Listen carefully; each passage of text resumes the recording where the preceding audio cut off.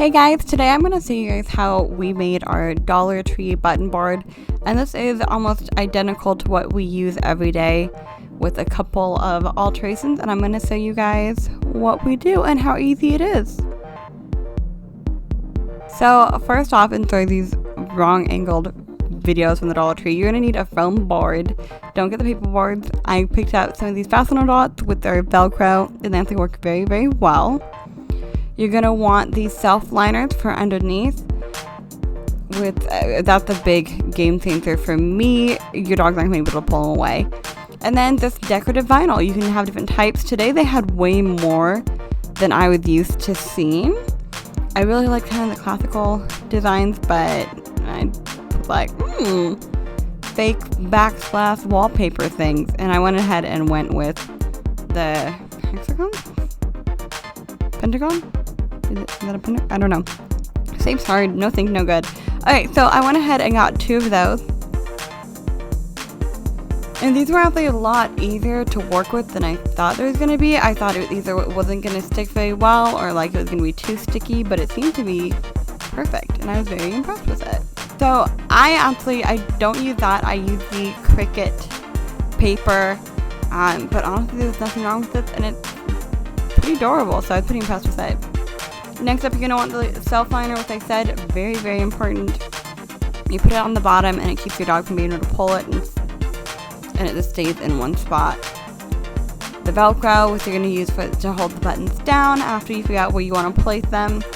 And these I got kind of I'll check these out, but they are pretty good quality.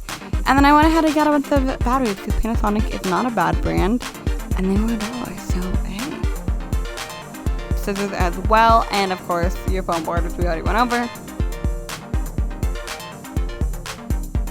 So starting out, you're going to want to get something to help trace the middle part. I don't remember what I used for the first 2 boards, but because I'm not actually going to be using this board, I just picked a random thing. Make sure it's square or rectangle. And then honestly, I just use the scissors to outline it.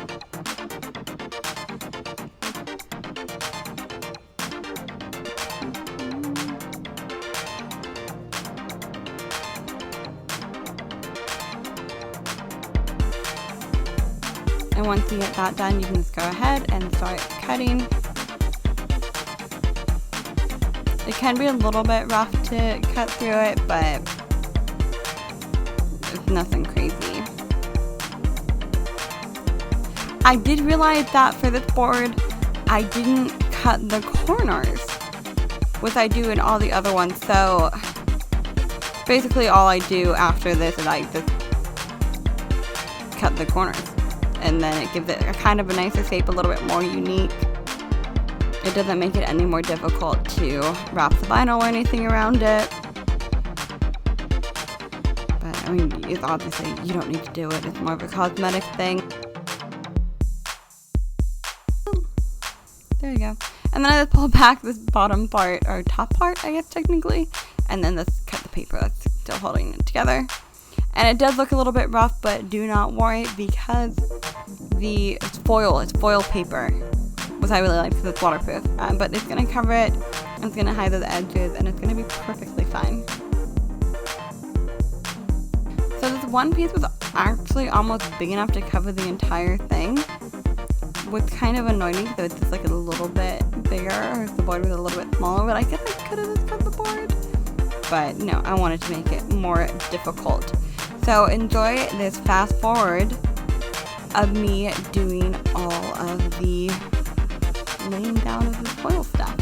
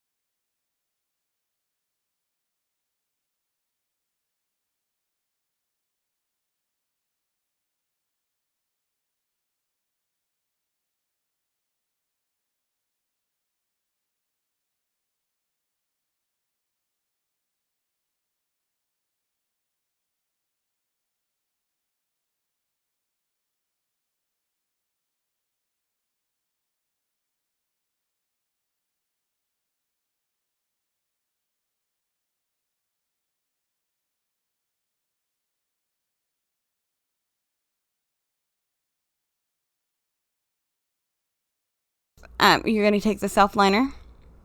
You don't have to size it up to fit extremely perfect. It can be smaller than the board because it's still going to hold it in there. And you do get a lot of self-liner for $1. Well, I guess I don't really know the running rate for self-liner, so...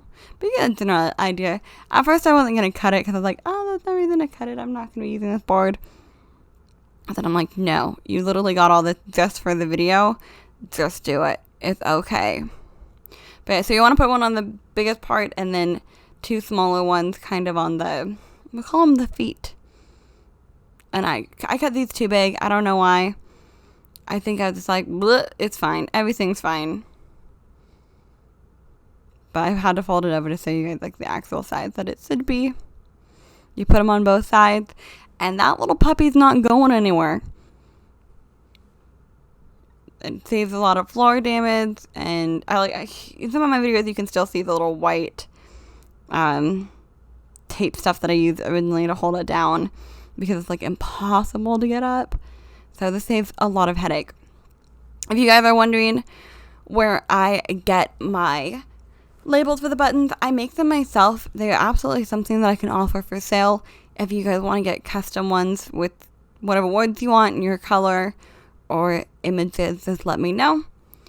Go ahead and figure out where you want to put the buttons. Velcro them down. I'm not going to do it on this one because, well, I'm not going to be using this board right now. And there you have it. You have the perfect board for your dog.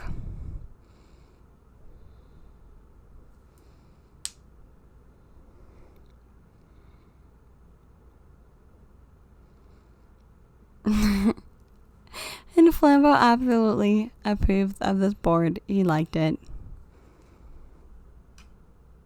Thank you guys so much for watching. I hope you enjoyed this video. Definitely make sure to check out Flame with Merch. Link in the description below. Bye guys.